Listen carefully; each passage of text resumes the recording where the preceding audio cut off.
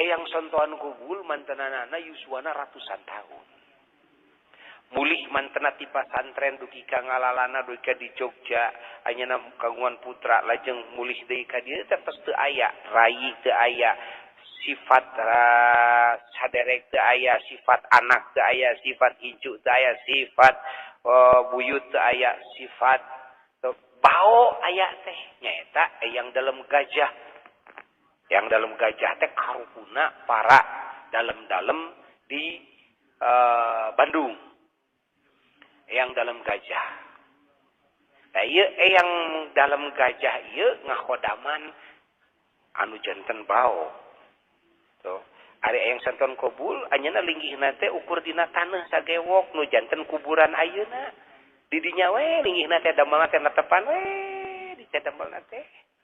Ngalut jalmi nu sumping teh tara aya nu wantu nyarioskeun pangabutuh.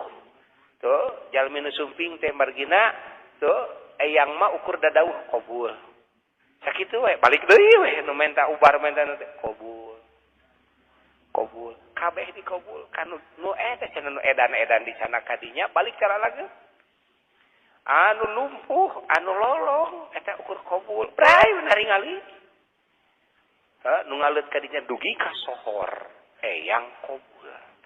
Da anu terangkeun jenenganna aslina oge. Tuh, saha aslina jenengan eyang kobul teh terang dugi ka amarene eyang rene nu masyhur karomahna zaman baheula guru pun bapak amarene teh guru na mama gentur amarene teh guru na mama ajengan Sanusi Cantayan Sukabumi mazam Sanusi teh pemisah salaman sareng amarene teh cenah cium sampean cenah cium pandangan deui dilinggihkeun heula dina kursi anya dilinggih di handap pangapunten bade nambut dampal sampean gamparan itu pamaya Sanusi tah disimpen dina munan dampal sampean teh amarene saringi kop sur amarene teh nah mama gentur ge kitu ka amarene teh tah amarene kantos dadauh ka pun bapa sur amarene euy ku kami diaprak ditanyakeun langsung ku kami jenengan para wali anu